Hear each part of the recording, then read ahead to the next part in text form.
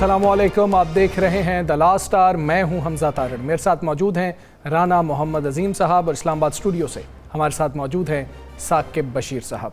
नाजरीन, पाकिस्तान ने जानिबदाराना और गैर पेशावराना रवैये पर पाकिस्तान और भारत के दरमियान जो मैच हुआ उसके रेफरी के खिलाफ ICC को लिखा था और ये कहा था कि उसको एशिया कप से अलग कर दिया जाए। लेकिन अब खबरें कुछ ऐसी आ रही हैं, भारतीय मीडिया भी इस पे बात कर रहा है और ज़राए भी ये कंफर्म कर रहे हैं कि ICC ने पाकिस्तान की जो दरख्वास्त थी, पाकिस्तान का जो मौक़िफ़ था, उसको मुस्तरद कर दिया। जिसके बाद सवाल ये पैदा हो गया है कि क्या पाकिस्तान UAE के ख़िलाफ़ जो मैच होना है, अभी एक ही मैच इस ग्रुप में पाकिस्तान का रह गया है, तो क्या उसका बॉयकॉट करेगा या नहीं करेगा? अगर बॉयकॉट करता है तो उसके क्या असरात हो सकते हैं? क्योंकि प्री मैच जो आज प्रेस कॉन्फ्रेंस थी कप्तान की, सलमान अली आगा की, वो भी मनसूख कर दी गई है। तो ये देखना है कि इस पे क्या फ़ैसला होता है और इस फैसले के क्या असरात पाकिस्तान की क्रिकेट पर होंगे। इसके अलावा इस्लामाबाद हाई कोर्ट में आज बहुत अहम मामला हुआ। जस्टिस तारिक जहांगीरी, जो कि इस्लामाबाद हाई कोर्ट के जस्टिस हैं, उनको समाअत करने से, मुकदमात की समाअत से रोक दिया गया है और वजह बनी है उनकी जाली डिग्री का केस, जो सुप्रीम जुडिशल काउंसिल में मामला पहले ही ज़ेर गौर है। ये दरख्वास्त आई थी कि जी जब तक वो सुप्रीम जुडिशल काउंसिल इस पर कोई फैसला नहीं कर देती है, इनको मुकदमात की समाअत से रोका जाए। और आज इस्लामाबाद हाई कोर्ट ने अपने ही एक जस्टिस को मुकदमात की समाअत से रोक दिया है। सिंगल बेंच और DB में जो केसेस थे उनसे उनका नाम निकाल दिया गया और नई जो लिस्ट है वो भी जारी कर दी गई है, जहां बहुत सारे सवालात उठते हैं कि जाली डिग्री के साथ एक शख्स कैसे इस्लामाबाद हाई कोर्ट के जस्टिस की जो है अहम जिम्मेदारी जो है निभा रहा था। वहां यह भी सवाल उठता है कि अगर अभी तक साबित नहीं हुआ तो तब तक कैसे किसी जस्टिस को या किसी भी शख्स को काम करने से रोका जा सकता है? क्योंकि इस तरह कल को कोई किसी पे भी इल्ज़ाम लगाए और अगर वो साबित नहीं होता तो तब तक उस ओहदे से या उस जिम्मेदारी से उसको अलग किया जाएगा। इस पर भी हमने बात करनी है। आज अडयाला में भी तोशाखाना 2 की समाअत हुई है और कुछ सियासी मामलात भी हैं, उस हवाले से भी बात करेंगे। सबसे पहले राना, सबसे ज़्यादा जो बात डिस्कस हो रही है पाकिस्तान में वो मैच ही है, उसमें जिम्बाब्वे से ताल्लुक़ रखने वाले उस रेफरी की बात है। पाकिस्तान क्रिकेट बोर्ड का फिर उस पर एक मौक़िफ़ है। आज ये बात आई कि जी शायद मुस्तरद कर दी गई है जो पाकिस्तान की दरख्वास्त थी। आपके पास खबर क्या है? पाकिस्तान बॉयकॉट करेगा, नहीं करेगा, मैच खेलेगा, नहीं खेलेगा, क्या होने जा रहा है और पाकिस्तान को करना क्या चाहिए? बिस्मिल्लाहिर्रहमानिर्रहीम, अस्सलातु वस्सलामु अलैका या सय्यदी या रसूलल्लाह, अस्सलातु वस्सलामु अलैका या सय्यदी या हबीबल्लाह। ताजदार ख़त्मे नबूवत जिंदाबाद जिंदाबाद। बात यह है कि मेरे पास इतला यह है कि पाकिस्तान मैच खेलेगा आज के दिन। तो ये जो अचानक प्रेस कॉन्फ्रेंस मुलतवी हुई है और आपको पता है कि इस वक्त टीम जो है वो प्रैक्टिस के लिए भी जा चुकी है जी। टीम का प्रैक्टिस के लिए जाना इस बात की तरफ वाज़ेह इशारा है कि पाकिस्तान मैच खेलेगा। पाकिस्तान ने अपना बेहतरीन केस पेश किया, अच्छा, बेहतरीन तरीके से। अब आपको पता है कि इस पे क्रिकेट पे इजारादारी जो है वो BCCI की है जी, और आज से नहीं है, अरसा दराज से है। और इस इजारादारी का वो जितना फ़ायदा उठा सकते हैं वो उठाते हैं। मेरा ख्याल है कि पाकिस्तान ने अभी फ़ैसला किया है कि इस मैच, इस जो मौजूदा सूरत हाल है, एशिया कप जो है, इस एशिया कप में वो UAE से मुकाबला करें। अच्छा, वो जीत जाएंगे इंशाल्लाह। उसके बाद 2 ही टीमें हैं, इस पूल से भी 2 टीमें उस पूल से आएंगी, इंडिया के साथ फिर इतवार को मैच इंशाल्लाह जीतेंगे फिर। हाँ जी, अब तो जीतना भी चाहिए, जीतना भी चाहिए, जीतेंगे और जीतने के बाद ये साबित करेंगे कि हम स्पोर्ट्समैन हैं। उन तमाम तस्वात से हटके, उन तमाम नफरतों से हटके हम करते हैं। देखें, अफ़गानिस्तान के साथ जब मैच होता है, अफ़गानी बड़ा हमारे खिलाफ करते हैं, बड़ा लड़ाई हो गई थी उधर दुबई में, लेकिन पाकिस्तानियों ने, आप देखा आपने, वो बड़े मोहब्बत से, प्यार से उनके साथ सारा कुछ होता है। मुझे एक दोस्त बता रहा था कि इंडिया जो मैच जीता, तो इंडिया ने मैच जीतने के बाद जुलूस निकाला। अच्छा, उस मुल्क में ना, यानी दुबई में, UAE में। अच्छा, हाँ, जुलूस निकाला, यानी लोग इकट्ठे हुए नारे लगाते रहे। तो कहता आगे जब एक जगह पे पाकिस्तानी कुछ थे तो वो उन पाकिस्तानियों ने जब सीधे हो गए, उन्हें थोड़ी सा सुनाई, तो फिर ये आपको पता ना भागते कैसे हैं, फिर वो कहते ना भजदिया नु राह कोई नहीं। फिर ये इस तरह भागे। बात ये पाकिस्तान खेलेगा, ठीक है, पाकिस्तान जीते, देखा हमारी दुआ ہماری بلکہ سب پورے پاکستان کی دعائیں کے ساتھ ہے، بس کچھ کام انہوں نے بھی کرنا ہے، کچھ کام انہوں نے بھی کرنا ہے، سارا ہماری دعاؤں نے نہیں کرنا، دعاؤں نے نہیں کرنا. تو پاکستان جو ہے وہ انشاءاللہ جیتے گا بھی، اور پاکستان بائیکاٹ کرنے نہیں جا رہا جو اب تک کی اطلاع ہے. اب میں آپ کو سمپل سا کیا پریکٹس پہ بھی چلے گئے ہیں، پریس کانفرنس بھی کی ہے. پاکستان اس پہ اپنی ہر سطح پہ بات کو لے کر جائے گا، جانا بھی چاہیے یار. بالکل یہ کرکٹ تھی، اس کرکٹ کو بھی انہوں نے مذاق بنا دیا. بلکہ یہاں دیکھیں نا، اس ملک کی سپریم کورٹ میں پٹیشن دائر ہو گئی ہاں جی کہ پاکستان کے ساتھ یہ میچ کھیلنے سے روکا جائے. تو پھر انہیں ویسے ہی روک دیں. اگر اتنی غیرت تھی ان میں تو نہ آتے کھیلنے. اگر اتنی غیرت تھی تو کہتے جناب ہم نے جانا ہی نہیں جہاں پاکستان کھڑا ہے. ہاں جی نہ جاتے. انشاءاللہ ہم ان کے گھر جائیں گے، کیونکہ اس وقت وہ ہمارا گھر ہوگا.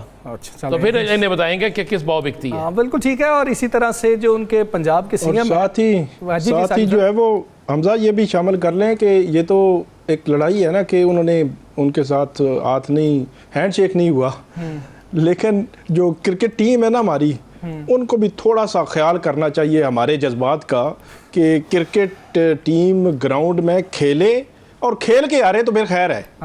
لیکن یہ ہے کہ اس طرح ہارنا جو ہے وہ ایک اور میچ بھی پڑ سکتا ہے انڈیا کے ساتھ، وہ کو ذہن میں رکھنا چاہیے. تو اس لیے ٹیم کو اپنی کارکردگی پہ اور فوکس کرنا چاہیے. یہ چیزیں تو چلتی رہے گی. یہ بورڈ آپ کی لڑائی لڑتا رہے گا. آپ نے جو ہے وہ گیم قوم پوری لڑائی لڑتی رہے گی، قوم لڑتی رہے گی. ہم تو کہتے ہیں اب ہاریں یا جیتے، لیکن ہم کہتے ہیں جس سے مرضی ہاریں، ان سے نہ ہاریں. مقابلہ کریں بھائی ان سے.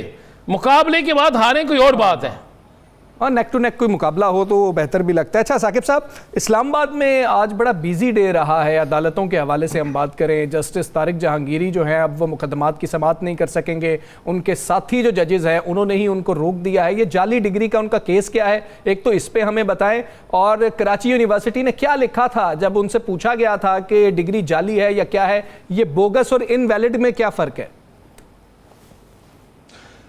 اچھا حمزہ، یہ مسئلہ جو ہے وہ تقریباً 1 سال ہو گیا ہے یہ چلتا آ رہا ہے، اور کراچی یونیورسٹی کی جانب سے پہلے یہ معاملہ آیا اور اس کو انویلڈ کہا گیا. اچھا، انویلڈ کو جب ہم نے دیکھنا شروع کیا کہ انویلڈ کس کو کہیں گے، تو وہ کہتے ہیں کہ ایک جو ہے وہ بندے کو یا دو وہاں پہ رول نمبر ہوتے ہیں یا وہ جاری کر دیے گئے، تو اس کے بعد ایسی سچویشن ہے. تو ہم نے کوشش کی کہ وہاں سے چیک کریں کہ کیا وہاں پہ پریزنس تھی ان کی، ان کے ایگزامز میں یہ وہ، تو پریزنس اسٹیبلش کہیں نہ کہیں ہوتی ہے. اچھا، تو اب یہ معاملہ وہ جو جعلی ہوتی ہے نا، جعلی میں تو یہ ہے کہ بندہ کراچی یونیورسٹی کا اسٹوڈنٹ ہی نہیں تھا اور اس نے ایک جعلی طریقے سے ایک جعلی ڈگری بنا لی. ایسا معاملہ نہیں ہے.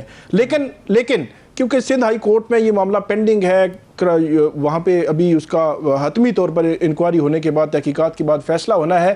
اسی دوران اسلام آباد ہائی کورٹ میں ایک درخواست دائر کی تھی ایڈوکیٹ میاں داؤد لاہور سے. انہوں نے درخواست میں یہ کہا تھا کہ جب تک ان کا یہ معاملہ تحقیقات مکمل نہیں ہو جاتی تب تک ان کو کام سے روک دیا جائے اور ان کے خلاف جو ہے وہ مزید یہ اپنا جوڈیشل ورک نہ کر سکیں.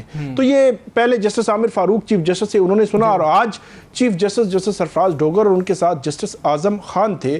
اگرچہ جو کمرہ عدالت آج کھچا کھچ بھرا ہوا تھا، اسلام آباد کی 3 بار ایسوسیشن ہے، سارے وکیل وہاں پہ موجود تھے، ان کے نمائندے موجود تھے.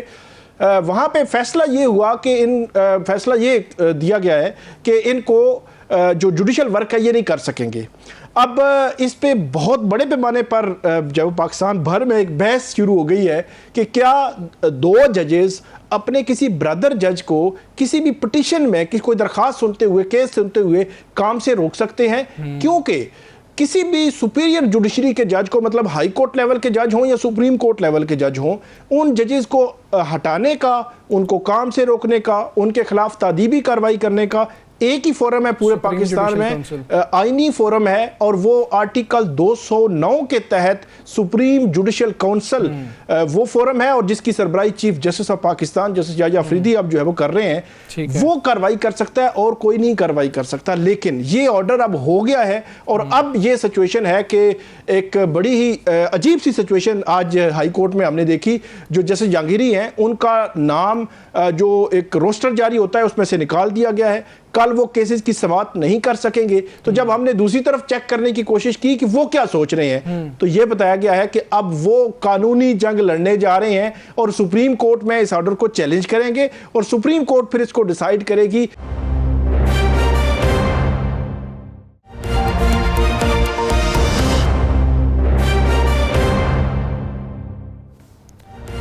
ویلکم بیک جی. ایک جانب تو بانی پی ٹی آئی کی جو بہن ہیں علیمہ خان صاحبہ, ان کو یہ خدشہ ہے کہ بہت جلدی اور بہت عجلت میں ایک اور سزا دی جا سکتی ہے بانی پی ٹی آئی کو. اس حوالے سے انہوں نے یہ نشاندہی بھی کی ہے کہ بہت عجلت میں یہ مقدمہ توشخانہ 2 کیس چلایا جا رہا ہے, اور ایسا ان کو محسوس ہو رہا ہے کہ شاید اس میں بھی سزا بہت جلد دے دی جائے گی. دوسرا معاملہ یہ ہے کہ علی امین گنڈاپور صاحب اب واپس ایکٹیو ہوتے ہوئے ہمیں نظر آ رہے ہیں. جس وقت پارٹی کے اندر سے ان کے بارے میں بات چیت ہو رہی تھی اور پھر کچھ اختلافات کا ذکر وہ اپنی اس ڈسکشن میں بھی کر گئے جو انہوں نے اڈیالہ جیل کے باہر ان کو جب روک لیا گیا تو وہاں پر بھی کی ہے. تو کیا اوپنلی پارٹی کے حوالے سے کہ جی کے اندر مختلف آرا پائی جاتی ہیں, اختلافات ہیں, یہ بات وزیر اعلیٰ جو کہ ایک سب سے اہم پوسٹ پر اس وقت پاکستان تحریک انصاف کی جانب سے ہیں, ان کو یہ کرنی چاہیے. تیسری بات جو بیرسٹر گوہر کے بیانات ہیں وہ اب یہی لگتا ہے کہ اب مزاحمت کی نہیں مفاہمت کی باری ہے, لیکن مفاہمت کے لیے انیشیٹ کون کرے گا, یہ اہم سوالات ہیں. یہ تمام چیزوں کے اوپر ہم بات کریں گے. رہنما تحریک انصاف مہربانو قریشی صاحبہ ہمارے ساتھ موجود ہیں. مہربانو صاحبہ السلام علیکم, بہت شکریہ آپ کا. مہربان صاحبہ سب سے پہلے تو یہ بتائیے گا کہ علی امین گنڈاپور صاحب, ان کو دو طرح سے دیکھا جاتا ہے پارٹی کے اندر. کچھ لوگ ہیں جو کہتے ہیں کہ جی علی امین گنڈاپور صاحب بہت اچھا کام کر رہے ہیں, اور کچھ ہیں جو سامنے آ کے تنقید کرتے ہیں کہ جی کہ وہ کہیں پر بھی ہمیں نظر نہیں آتے ہیں. جو خان صاحب کہتے ہیں وہ ہمیں وہ کرتے ہوئے نظر نہیں آ رہے ہوتے ہیں, ایک اہم عہدہ ان کے پاس ہے, اب وہ تھوڑے سے ایکٹیو نظر آ رہے ہیں. علی امین گنڈاپور صاحب کا جو کردار ہے, آپ سمجھتی ہیں کہ اتنی کی پوسٹ ہوتے ہوئے یہی ہونا چاہیے, کیونکہ ان پہ کچھ ذمہ داریاں تو صوبے کی بھی ہیں, تو وہ سینلی ایک بہتر راستہ اختیار کرتے ہیں نہ کہ صرف جذباتی راستہ؟ السلام علیکم جی. سب سے پہلے تو جو لوگ تنقید کرتے ہیں اتنا کھل کے, میرے خیال میں وہ پارٹی کے ممبران نہیں ہیں. ضرور ہماری سوشل میڈیا کا ایک سپورٹ پیس ہے جو ہمیشہ ہماری کمزوریوں کی کوتاہیوں کی نشاندہی بھی کرتا رہا ہے اور ہماری طاقت بھی بنا ہے. میں کیونکہ اس جماعت کا ایک حصہ ہوں تو جو جماعت کے اندرونی معاملات ہیں میں ان کے اوپر گفتگو نہیں کرنا چاہوں گی ٹیلی ویژن پر, کیونکہ میرے خیال میں پارٹی ڈسپلن بھی یہی کہتا ہے کہ اگر کسی چیز میں ہماری کوئی ذاتی رائے ہے جو مختلف ہے تو وہ ہم پارٹی کے اندر ہی بیان کریں. علی امین گنڈاپور صاحب کے کندھوں پہ بہت بھار ہے, بہت بوجھ ہے ان کے اوپر. وہ ایک ایسا صوبہ سنبھال رہے ہیں کہ جو کہ اس وقت دہشت گردی کی زد میں ہے. ایک فرنٹ لائن سٹیٹ رہا ہے خیبر پختونخوا ہمیشہ سے, اور آج بھی وہ اسی سب کا سامنا کر رہا ہے. اس کے برعکس ہم کیا دیکھتے ہیں کہ انہوں نے جتنے ایفرٹس کیے, جو ایک ہماری جماعت کے اندر ایپیکس کمیٹی کے فیصلے ہوئے, اس کے بعد TOR سیٹ کیے گئے کہ ہم افغان طالبان حکومت سے بات چیت کریں, وہ ہم نے فیڈرل گورنمنٹ کو دیے, کیونکہ یہ درست فرماتے ہیں فیڈرل گورنمنٹ کا ہی کام ہے. مگر اس کے اوپر ہم نے کوئی پیش رفت نہیں دیکھی, انہوں نے کوئی ایکشن نہیں لیا.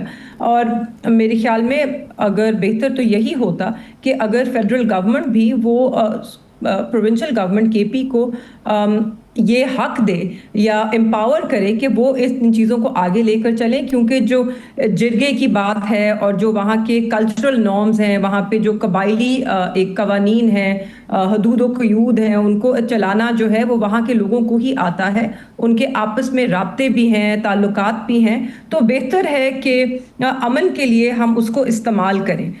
اس پہ خان صاحب کا موقف بھی بڑا واضح ہے اور ہمیشہ سے رہا ہے, یہ کوئی نیا موقف نہیں ہے.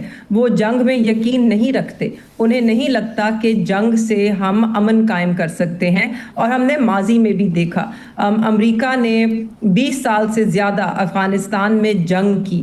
ان کے پاس وسائل بھی تھے, پیسہ بھی تھا, طاقت بھی تھی, مگر آخر کار جو ہے ان کو وہاں سے विदड्रॉ करना पड़ा और बातचीत ही करनी पड़ी, जो कि दोहा में हुई अफगान तालिबान के साथ। तो मेरे ख्याल में अभी भी हमें अगर अपने हमारे मुल्क के अंदर कुछ इलाके क्लियर करने हैं तो वहाँ पे जो आपकी लोकल फ्रंटलाइन फोर्सेस हैं, फ्रंटियर कंस्टेबलरी है, पुलिस है, उनके तहत ज़रूर किया जाना चाहिए है, मगर साथों साथ अमन के लिए हमें हर कोशिश करनी चाहिए है। अच्छा चल, एक बड़ी सिंपल सी, एक तो ये बता दें कि शाह महमूद कुरैशी साहब के कितने मुकदमात रह गए हैं और कब तक उनकी मुकदमात से रहाई मुतवक्के है? क्योंकि एक बात तो कन्फर्म हो गई उनकी रहाइयों से कि वो थे ही नहीं, ये सबको पता है कि वो कराची में थे, तो अब वो मुकदमात तो बेमानी होते जा रहे हैं, कितने मुकदमात रह गए। दूसरा एक बड़ा शोर है कि शायद शाह महमूद कुरैशी साहब जो हैं वो बाहर आएँ और पार्टी की क़यादत को संभालें और वो फिर मुज़ाकरात की तरफ जाएँ। इन दोनों चीज़ों में आप चूँकि मिलती हैं उन्हें, आपके वालिद साहब भी हैं पार्टी के, वो वाइस चेयर कप्तान भी हैं, तो इन दोनों चीज़ों के हवाले से ज़रा बताइएगा। जी, सबसे पहले तो 5 दर्जन से ज़्यादा केसेस थे जो उनके खिलाफ दायर किए गए हैं, उनमें से अक्सरियत में उन्हें बेल हासिल है। रह गए ये लाहौर के कुछ केसेस जिनमें 3 में वो बरी हो चुके हैं, एक में उन्हें पहले से बेल हासिल है और 4 केसेस रह गए हैं कि जिनमें सुप्रीम कोर्ट खान साहब को उन सारे केसेस में बेल दे चुकी है। तो हमारे पास रूल ऑफ कंसिस्टेंसी भी है और वो 4 केसेस महीनों से लटके हुए हैं, उनके ऊपर सुनवाई नहीं होती, या कभी रिकॉर्ड नहीं होता या कभी पेशी मुलतवी की जाती है। तो इस वक्त भी वो 4 केसेस हैं, वो ज़ेर इल्तवा हैं, मगर जो जज साहब हैं वो अब 3 हफ्ते की छुट्टी पे चले गए हैं। तो मुझे उम्मीद है कि जब वो छुट्टी से वापस आएंगे और वो जो ज़मानतें हैं उनकी दरख्वास्त जो है वो टेक अप होगी तो इस दफ़ा रिकॉर्ड दस्तयाब होगा, उन्हें बेल मिलेगी। उसके बाद आ जाते हैं कि आपने कहा कि उनके रिलीज़ के बाद, तो आपको याद होगा जब खान साहब 9 मई के बाद पहले भी जब गिरफ्तार हुए थे तो खान साहब ने ही एक कमेटी जो है वो बनाई थी पार्टी के फैसले करने के लिए और शाह महमूद कुरैशी साहब को उसका सरबराह बनाया था। वो खान साहब के वाइस चेयरमैन हैं, 2 साल से ज़ायद उनकी भी बड़ी कुर्बानी है, वो भी पाबंद सलासल हैं, कैद तन्हाई में हैं, सख्तियों का सोबतों का सामना किया है। मेरे ख्याल में अगर वो बाहर आते हैं तो हमें जमात को, जिसमें इस वक्त बहुत सी मुख्तलिफ आरा पाई जाती हैं, उन सबको किसी एक सिमत में लेके जा सकेंगे, कोशिश यही करेंगे।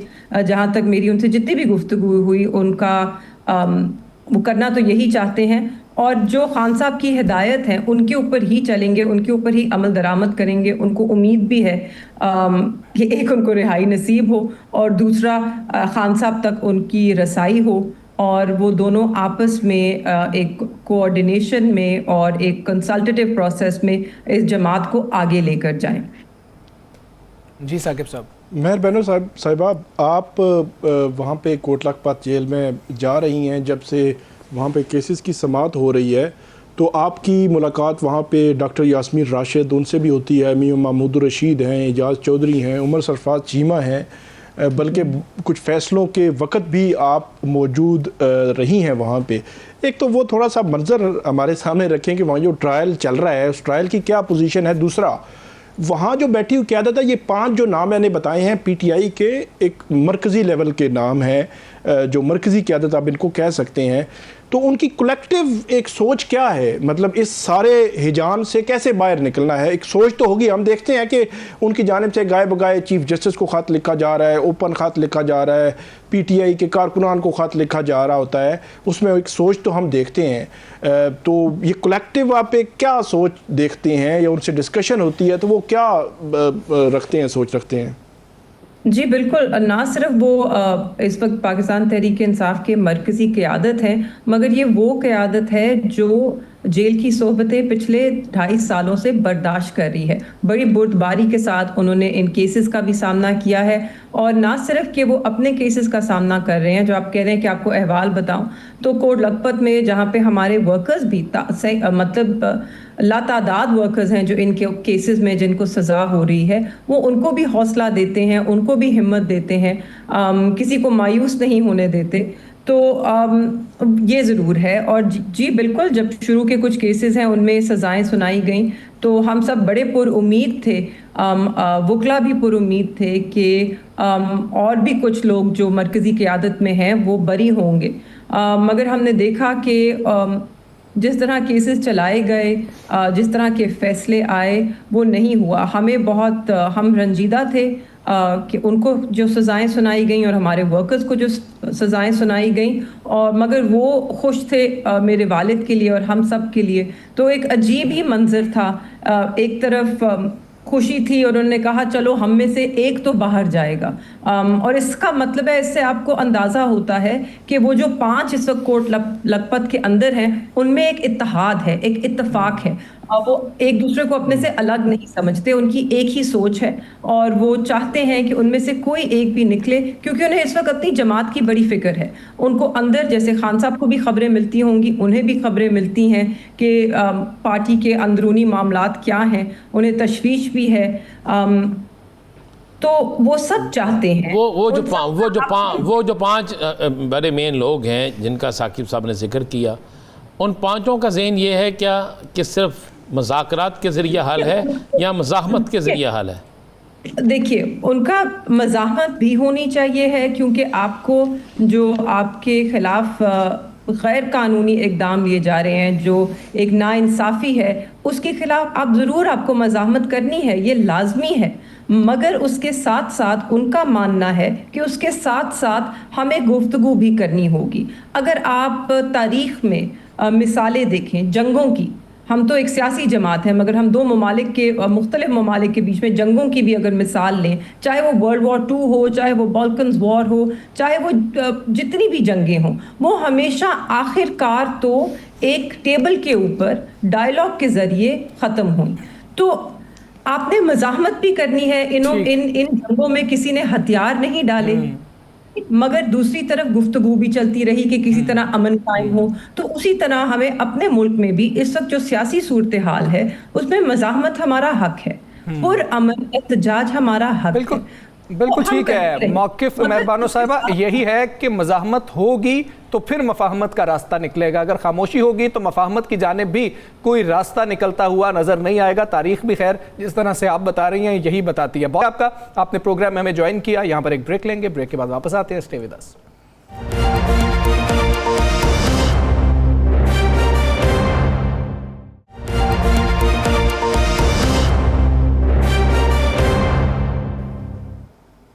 वेलकम बैक जी। सैलाबी सूरत हाल है पूरे मुल्क में और ये तो हम जानते हैं, लेकिन गवर्नमेंट के लिए मुश्किलात बढ़ती चली जा रही हैं। एक जानिब ऑपोजिशन है, जिस तरह से भी है वो किसी ना किसी तरह से एक्टिव होने की कोशिश कर रहे हैं, एक्टिव होने की कोशिश उनकी जानिब से की जाती है। अब ये बहुत बड़ा एक मुआशी झटका भी पाकिस्तान को लगा है और दूसरी तरफ लोगों को आबाद करना है। उन लोगों के घर जिनके बह गए हैं, मिस्मार हो गए हैं, फिर से उस तरफ कोशिश करनी है। उनकी फसलें जो तबाह हो गई हैं, ख़राब हो गई हैं, हमें एक फूड सिक्योरिटी का इशू भी हो सकता है, कीमतें ऊपर जा सकती हैं अशिया की। ऐसे हालात के अंदर गवर्नमेंट पर कितनी ज़िम्मेदारी है और गवर्नमेंट कितनी कैपेबल हमें नज़र आ रही है। दूसरी जानिब ये तनकीद भी हो रही है इस वक्त कि इतना अहम मामला था और मियां नवाज शरीफ साहब पाकिस्तान में मौजूद थे, अब वो लंदन चले गए हैं। तो क्या ऐसी सूरत हाल में उनको फ्रंट से लीड नहीं करना चाहिए था अपनी पार्टी को, कि जिस पार्टी की यहाँ पर हुकूमत है, या फिर वो लाइमलाइट जो है वो मरीम साहिबा के पास ही रहने देना चाहते हैं, शहबाज शरीफ साहब के पास ही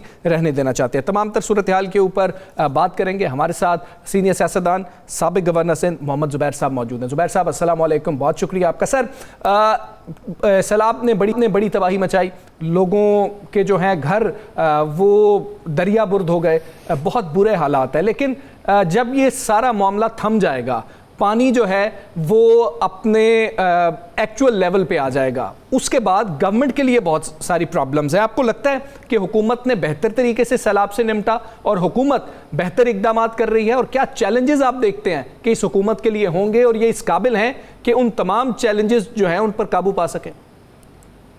बिल्कुल, मुझे तो नहीं लगता कि हुकूमत के पास इतनी अहलियत है कि वो इतने ये जो मेजर चैलेंजेस हैं, जो आपने जिन चीज़ों का जिक्र किया और कुछ चीज़ों का आपने जिक्र नहीं किया, वो मैं याद दिला देता हूँ जी। तो वो हुकूमत के पास इसकी वो अहलियत नहीं है। और सबसे बड़ी बात ये होती है, देखें, एक आप जिसको कहते हैं ना कि आप अपने बॉडी लैंग्वेज से बताते हैं, आप अपनी सीरियसनेस से बताते हैं कि आप कितने कंसर्न्ड हैं। अभी आपने मियां नवाज शरीफ का जिक्र किया कि वो लंदन चले गए, He is the president of the party which is ruling the country. اور کوئی ریزن بھی نہیں بتایا گیا ہے. سب سے انٹرسٹنگ چیز یہ ہے وزیر اعظم صاحب خود زیادہ تر باہر ہوتے ہیں جی. وہ ڈپٹی پرائم منسٹر اور پورا کی پوری ان کی ٹیم باہر, پریزیڈنٹ زرداری صاحب چائنا میں, جی. بلاول بھٹو صاحب چائنا میں, باوجود اس کے کہ ابھی 10-15 دن پہلے کی بات ہے کہ وزیر اعظم کے ساتھ پورا ڈیلیگیشن کیا ہوتا چائنا, جی. اور وہاں میرا خیال ہے ہر قسم کی چیز پر بات چیت بھی ہوئی, چاہے وہ سی پیک تھا یا دوسری چیزیں تھیں پاکستان چائنا ریلیشنز کے حوالے سے یا دوسرے خطے میں ریلیشنز کے حوالے سے. اب یہ پریزیڈنٹ زرداری صاحب وہاں چلے گئے, یہ مجھے سمجھ سے باہر ہے کہ یہ کیا کون سی بات چیت کرنے کے لیے گئے. اور سب سے بڑی بات دیکھیں یہ ہوتی ہے کہ یہ نہیں ہے کہ جی کیا حکومت نے صحیح طریقے سے جو سیلاب آئے اس کے بعد کے ایفرٹس کیسے کیے. زیادہ امپورٹنٹ کویسچن یہ ہے کہ اس کو روکنے کے لیے اس میں جو لوگوں کا نقصان ہے اس کو کم سے کم کرنے کے لیے پہلے کیا اقدامات کیے تھے جس سے لوگوں کو فائدہ ہوتا. 26 اگست تک مریم نواز جو تھی وہ جاپان کے دورے پر تھی. آپ 26 کی تاریخ کا اپنے چینل کے آپ خبریں اٹھا کے دیکھ لیں, 9 بجے کی 10 بجے کی, تو سیلاب نے پنجاب کو پورے پنجاب کو گھیر لیا تھا. 27 کی صبح کو تمام اخبارات میں سیلاب کا ذکر تھا پنجاب پہ کہ پورا پنجاب ہو گیا, ہیڈ لائن کی ظاہر ہے ہر اخبار کی. اور 27 تاریخ کو مریم نواز مری میں بڑوں کی بیٹھک میں حصہ لے رہی تھی. اور پھر رسک مینجمنٹ آپ نے کیا کی تھی, رسک اسیسمنٹ کیا کیے تھے, ارلی وارننگ سسٹم کا کیا تھا, لوگوں کو کیا وقت پر کیا نکال لیا گیا تھا یا نیند نکال لیا گیا تھا. جگہ جگہ ایسے ہوئے ہیں. پھر منسٹرز کی اسٹیٹمنٹس ہیں, مصدق ملک کی اسٹیٹمنٹ ہے کہ جی ہم نے کچھ اشرافیہ کو بچانے کے لیے ہزاروں لوگوں کو قربان کر دیا ان کی ہاؤسنگ سوسائٹی بچانے کے لیے. یہ ایسی چیزیں ہیں جس پر انویسٹیگیشن ہونی چاہیے. فائنانس منسٹر نے کہا کہ جو 2022 میں ہمیں $11 بلین کے پروجیکٹس کا کمٹمنٹ کی گئی تھی وہ اس کا ہم نے 2022 میں جو ہم نے سبمٹ کرنی تھی feasibility reports, bankable reports project financing کے لیے ہم نے کی نہیں. اب کیجول نصب ظاہر سی بات ہے اگر وہ سب کیا ہوتا تو آپ کے پاس ڈیزاسٹر مینجمنٹ سسٹم بھی ہوتا, ارلی وارننگ سسٹم بھی ہوتا, اور وہ تمام چیزیں ہوتی جو احتیاط کرنے کے لیے تیار ہے آپ جتنا آپ کے لیے پرابلم ہے. سو میں تو سمجھتا ہوں کہ بہت برے طریقے سے ناکام ہوئے ہیں, اور اس سیلاب کے دوران بھی اپنی تشہیر کو زیادہ فوقیت دی گئی ہے کہ آپ یہ سوچیں کہ اتنی مسائل لوگوں کے, ظاہر سے بات ہے سیلاب سے بری حالت ہے, لوگ گھر ان کے اجڑ گئے, ان کے دیہات اجڑ گئے, ان کے مویشی اجڑ گئے, اور کس کو حکومت میں یہ خیال آیا کہ جی ہر چیز پر چیف منسٹر کی تصویر ہو. آخرکار یہ پلان ہوا ہوگا نا, پھر وہ کسی کو دیا گیا ہوگا, ٹھیکہ دیا گیا ہوگا, پورا وہ واپس انہوں نے بتایا ہوگا ایسے آٹے کی بوری پر لگے گا, ایسے فلانی چیز پر لگے گا, ایسے مسجد پر لگے گا, تو وہ کسی نے اپروو بھی کیا ہوگا, اس کی فائنینشیل فیزیبلٹی بھی اپروو کی گئی ہوگی. ہم نے اس کے اوپر پاکستان کے ٹیکس پیئرز کا پیسہ بھی خرچ کیا ہوگا. بتائیے صرف خیال آنا اس حالات میں, تو اس سے پتہ چلتا ہے کہ ترجیحات کہاں ہیں. اچھا زبیر صاحب, ایک تو یہ بتائیے گا کہ یہ تو آپ نے بالکل کلیئر کر دیا ساری صورتحال کا, کیا پاکستان معاشی طور پر ہم سن کے تھک گئے ہیں, بلکہ ہمیں خوشی بھی ہوتی تھی جب یہ کہتے تھے کہ پاکستان معاشی طور پر بڑا مستحکم ہو گیا ہے, تو کیا پاکستان کے باہر سے اوورسیز پاکستانیوں نے یا پاکستان کے باہر سے دوسرے ممالک نے ہمیں کوئی اتنی یہاں پر انویسٹمنٹ کی ہے کہ واقعی پاکستان جو ہے وہ معاشی طور پر بہتری کی طرف جا رہا ہے؟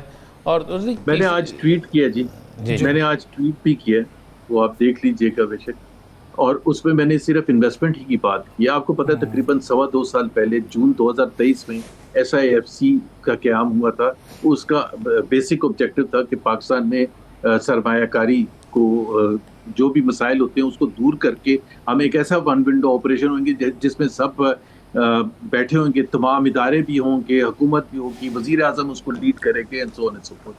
ابھی 2 سال کے بعد میں اس کا نتیجہ بتا دیتا ہوں جی. 1974 کے بعد سے یہ جو پچھلے 2 سال ہے نا, ورسٹ ایور ہے انویسٹمنٹ کے حوالے سے, ورسٹ ایور 1974. اب میں یہ حکومت کے اعداد و شمار سے بتا رہا ہوں. کوئی بھی حکومت میں یہ پروگرام دیکھنے کے بعد چیلنج کرتے, یا آج ٹویٹ میں نے کیا تھا اس کے بعد چیلنج کرتے, کل مفتاح اسماعیل نے ٹویٹ کیا تھا. بات یہ ہے کہ آپ مجھے بتائیں کہ یہ اس میں کس کا قصور ہے. آپ کی انویسٹمنٹ ریشو جس کو کہتے ہیں نا investment to G D P, جس سے پتہ چلتا ہے کہ آپ کی انویسٹمنٹ کی کیا صورتحال ہے, ورسٹ سنس 1974. مطلب کوئی بہت ہی بڑا ایفرٹ چاہیے تھا تباہ کرنے کے لیے جو کیا گیا ہے, جس کے بنیاد پر یہ ابھی آج ہم یہ کہہ سکتے ہیں کہ پاکستان کا انویسٹمنٹ کلائمیٹ از ورسٹ ایور سنس 1974.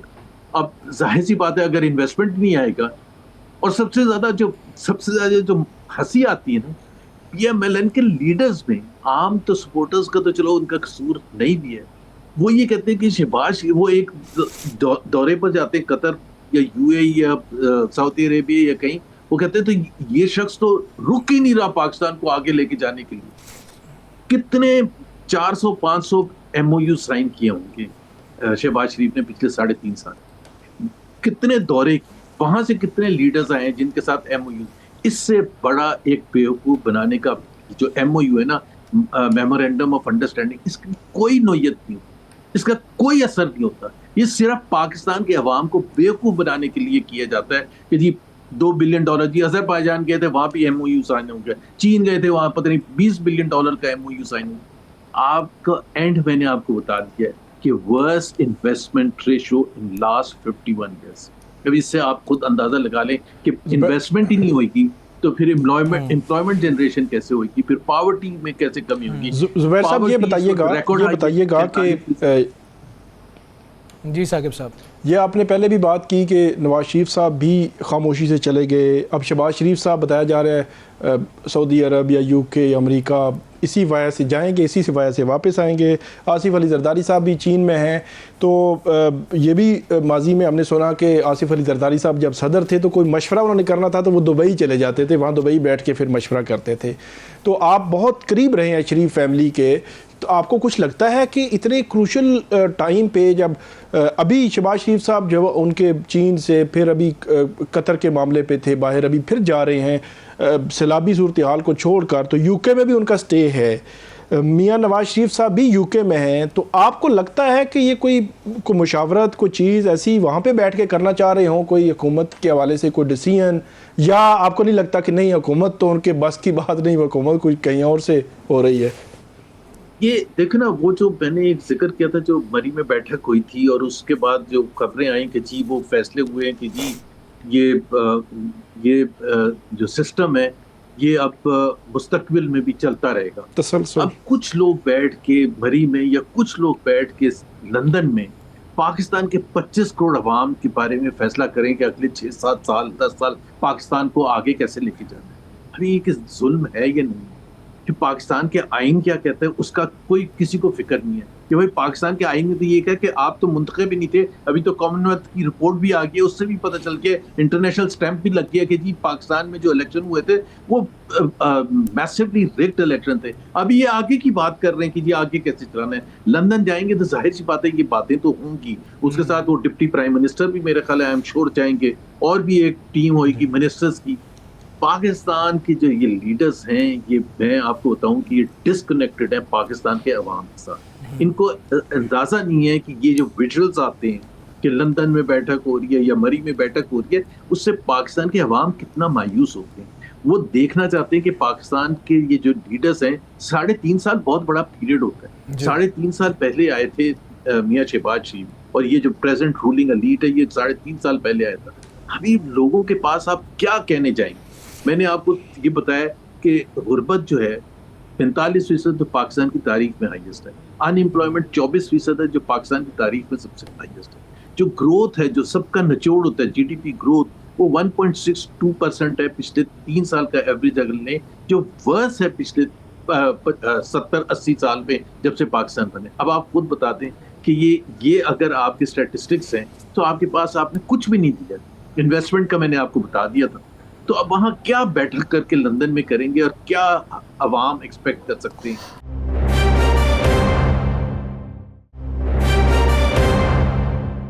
زبیر صاحب, آپ لوگوں نے ایک بڑی کوشش کی ہے متحدہ اپوزیشن کے لیے, اور آپ لوگوں کی وہ میٹنگز بھی ہوئی. آپ محمود خانہ چکزئی صاحب آپ لوگ ہیں, اور اسی طرح کھوکھر صاحب ہیں, اور بہت سے لوگ ہیں جو اسد کیسر صاحب ہیں. آپ دیکھ رہے ہیں کہ بہت جلد کوئی بڑی تحریک چلانے کی آپ کوئی موومنٹ بنا رہے ہیں، اور عدلیہ کے اندر بھی جو آج کچھ چل رہا آج خاص کر جو کچھ ہوا ہے وہ بھی آپ کے سامنے ہے. اس کو آپ کس نظر سے دیکھتے ہیں دونوں چیزوں کو؟ میرا خیال ہے یہ جس کو کہتے ہیں نا انگریزی کا لفظ ہے، پتہ نہیں اردو میں ترجمہ، دا انریولنگ آف دا پریزنٹ سسٹم، یہ پروسیس شروع ہو گیا. اور یہ میرے اندازے کے مطابق آپ نے جو میٹنگز کا بھی ذکر کیا تھا، اور میں اندر بیٹھ گئی کہ دیکھیں دو چیزوں کا اثر ہو سکتا ہے کہ حکومت کو یا سسٹم کو نیچے گرانے کے لیے. ایک تو یہ ہے کہ ماس موومنٹ ہو، اسٹریٹ موومنٹس ہوں. میرا نہیں خیال ہے کہ وہ کامیاب ہو سکتی ہیں انڈر دا پریزنٹ سرکمسٹانسز، کیونکہ جس وشسلی اس کو ہینڈل کیا جاتا ہے، میرا نہیں خیال ہے کہ آپ اس تعداد میں لوگوں کو باہر نکال سکتے ہیں. دوسرا یہ ہے کہ سسٹم کی اپنی کنٹرڈکشنز، جس طرح ابھی ہم بات کر رہے تھے نواز شریف صاحب وہاں لندن میں بیٹھے ہیں، وہ کیا سوچ رہے ہیں کیا نہیں سوچ رہے ہیں. Ability to manage the country اتنی برے طریقے سے اثر اس کا ہو رہا ہے. میرا اپنا یہ خیال یہ ہے کہ یہ جو ججز کے حوالے سے جو آپ نے ذکر کیا، آج 2 ججز کے حوالے سے ایک کو کام کرنے سے روک دیا گیا ہے اور جسٹس بابر ستار نے دوسرا ایکشن لیا ہے. تو یہ انریولنگ آف دا سسٹم ہے. یہ کنٹرڈکشنز آ کے خود اپنے بوجھ تلے حکومت سنبھال نہیں سکے گی، اور لوگوں کا غصہ ایک نہ ایک دن وہ باہر نکل کے آئے گا. اور آپ یہ اندازہ لگائیں کہ لاکھوں کروڑوں لوگ افیکٹ ہوئے ہیں پنجاب میں، خاص طور پر جو سب سے زیادہ کاؤنٹ کرتا ہے پاکستان میں کہ حکومت سازی کے حوالے سے اور ان کے لیے ایک پریشر بلٹ اپ ہونے کے حوالے سے اس کو کس طرح سے ہینڈل کرتے ہیں. ان کی ability to reach out to them, ان کو ریہیبلیٹیٹ کس اچھے انداز میں کرتے ہیں. جو ایگریکلچر کا نقصان ہوا ہے اس کی وجہ سے جو معیشت پر دباؤ آئے گا اس کو کیسے ہینڈل کرتے ہیں. I think now the time has the beginning of the end. بالکل ٹھیک ہے. حکومت پہ بڑی ذمہ داری ہے، اور ہم یہ دیکھیں گے کہ آنے والے وقت میں حکومت اس سارے جو مشکلات ہیں یہ ساری ان پہ کیسے قابو پائے گی. بہت شکریہ زبیر نے ہمیں وقت دیا پروگرام میں. ران صاحب، بہت زیادہ باتیں ہو رہی تھی بانی پی ٹی آئی کی رہائی کی حوالے سے نا، لیکن اس کے بعد ایک خاموشی آ گئی. سیلاب بھی تھا، کچھ ایسی چیزیں ہوئیں کہ وہ بہت پس پردہ ایک موضوع چلا گیا. آپ کے پاس کوئی خبر ہے کوئی ہو رہی ہے رہائی نہیں ہو رہی ہے، اور کوئی گرفتاریاں بھی ہو رہی ہیں؟ کہ سپتمبر میں آپ نے کہا تھا کہ بڑا امپورٹنٹ ہے گرفتاریوں کے لیے. دیکھیں ستمبر تو نظر آ گیا نا. ستمبر میں جو نظر آ رہا ہے، جو کچھ ہو رہا ہے، یہ کبھی کسی نے سوچا بھی نہیں تھا کہ ستمبر اتنا ستم گھر ہوگا. اب مجھے آج ایک بڑی اہم شخصیت آفس میں آئی، ملاقات ہوئی، میں نے پوچھا تو انہوں نے کہا کہ آپ کو پتہ ہے کہ آصف علی زرداری صاحب کیوں گئے ہیں؟ اچھا. میں نے کہا جی کیوں کیا؟ انہوں نے کہا بتایا یہ گیا ہے کہ وہ بیماری کے لیے گئے ہیں، لیکن وہ ایک لابنگ کے لیے گئے ہیں. زرداری صاحب یا میاں نواز شریف صاحب؟ پہلے آصف علی زرداری کی طرف چائنا وہ ایک لابنگ کے لیے گئے. اچھا. میں نے ان سے پوچھا جی ابھی تو چائنا سے جو ہمارا ڈیلیگیشن آیا ہے اور جو مل کے آئے ہیں وہ ایک بہت بڑا اور اصل وہ ڈیلیگیشن تو وہ تھا. تو اب یہ ڈیلیگیشن فیملی ڈیلیگیشن ہے. یہ 2 ہی چیزیں ہوتی ہیں. باقی یہاں تو بیماری کا کوئی مسئلہ ہو، خدا نخواستہ، اس کے لیے گئے ہوں. تو یہاں پھر ہوتا ہے کہ آپ کی کوئی بہت ایسی امپورٹنٹ وہاں پہ میٹنگز ہوں. ابھی تک جو ہم نے دیکھا ہے کوئی بہت بڑی میٹنگ وہاں پہ نہیں ہوئی. لیکن آصف علی زرداری صاحب کا، بلاول صاحب کا، آصفہ صاحبہ کا وہاں پہ جانا، اس نے کہا کہ آپ ذہن میں رکھیں کہ دیگ پک رہی ہے.